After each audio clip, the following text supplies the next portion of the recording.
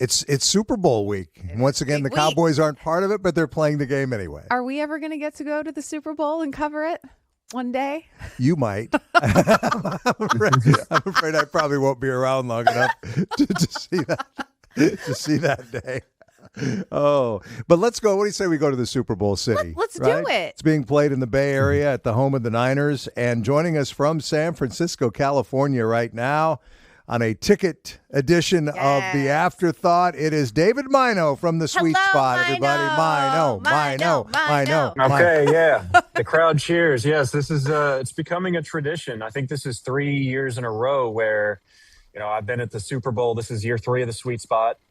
First year was Vegas. Second year, last year was New Orleans, and now San Francisco. And every year I've been on with you guys while you have been in Dallas and you're not traveling for the Super Bowl. So it kind of feels like you're here with us.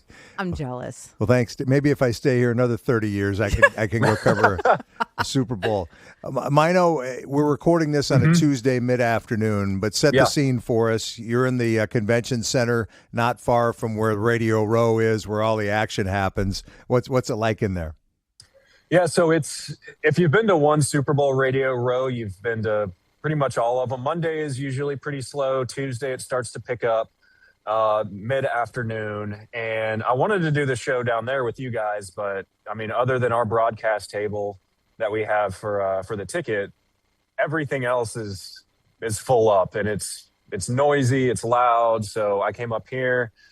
This is still the convention center, so I've got the city of San Francisco right behind me. I think we got the NFL experience or something going on back there. We got the Giants baseball park is probably half a mile or so behind me. It's a beautiful city. It's actually my first real time here before. I've been to the airport, but I've never actually spent time in San Francisco. It's one of those cities where I feel like I've been here just because it's in so many movies and TV shows and see all these pictures and everything about it, but I've never experienced it myself, and it's a very crowded city. And I don't know if that's just because it's Super Bowl week or if that's just how it is down here. But I don't recommend driving if you're not good at driving in downtown areas.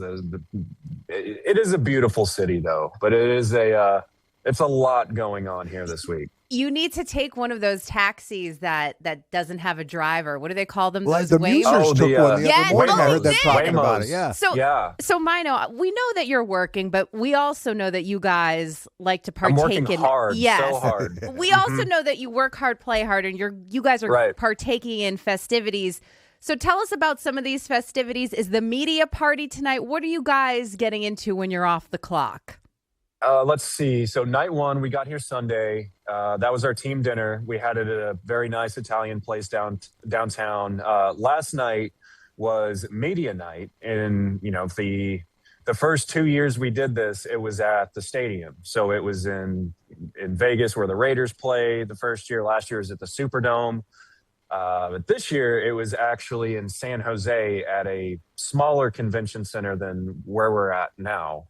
And I think it's because, the Bay Area, San Francisco, everything is so spread out here. And I think one of the teams are staying in San Jose and one staying in Palo Alto. So it was about a 90-minute bus ride to where the media center was last night. So it was a pretty long night getting all that stuff done. And tonight is the media party. But some of us, I believe it's Bob, Donovan, Corby, Sean, and myself, we're going to a Golden State Warriors game tonight. And we learned this morning that Steph is not playing in that game, but it'll still be a pretty good time.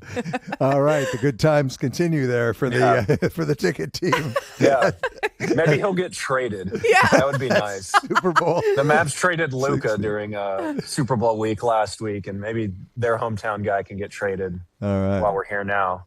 14-year-old David Mino joining us from. Doesn't he look incredibly young? It's crazy. Well, you want to look young. He's got that. He looks younger every time I see him. It disgusts me. Sounds like you're a little jealous. It's a filter I have. You clearly don't worry enough, Mino. Doocy, you don't look a day over 65. Well, Depressingly, I'll take that at this point. How about the game itself? Mino, you guys are starting to get into it a little bit on the air as the week goes along. Everybody's taking Seattle pretty much, I think. Are you leaning that way too? I don't have if I had to pick right now, I'd probably say Seattle. And I've said it on the sweet spot quite a few times, but this one, it feels like a very random Super Bowl this year because you don't have, the Chiefs aren't playing in it. It's not one of the usual suspects, and it's the 1 seed versus the 2 seed.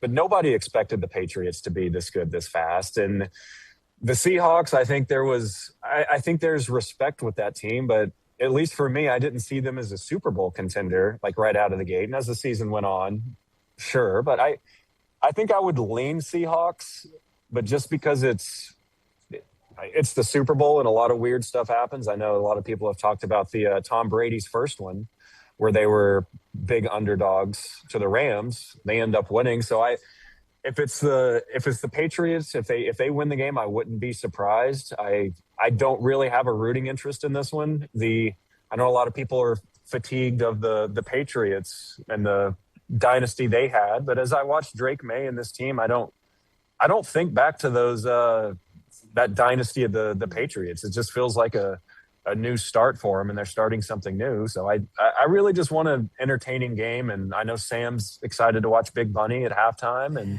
just have a good Super Bowl Sunday. So, Mino, the drought continues for the Cowboys.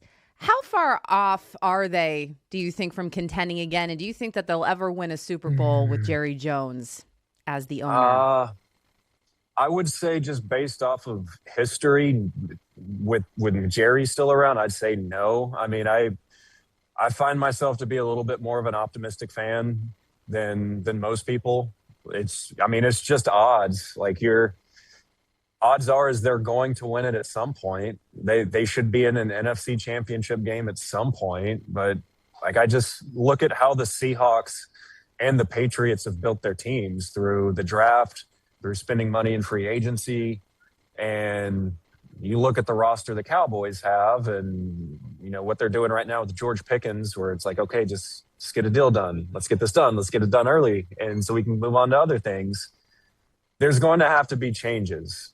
And I like what the team has done, bringing in their defensive coordinator pretty early. They got rid of Eberflus within a couple days of the season ending. So I don't know if that's signaling that things are changing with how they're doing business. I'm going to have to see a lot more.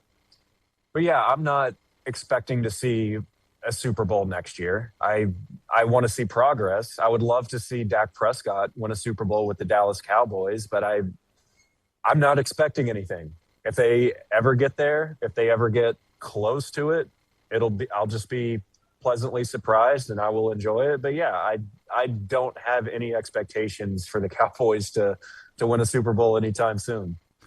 David Mino, The Sweet Spot with Sean Bass, weekdays 1 to 3 on the ticket. The entire ticket team is in the Super Bowl city, in the Super Bowl area there, the Bay Area. We have talked with Mino from San Francisco and have enjoyed it very much. Yes. Mino, enjoy the media party. Enjoy yourself. Have a good time. Thank you. Talk to you guys later. Thanks for having me.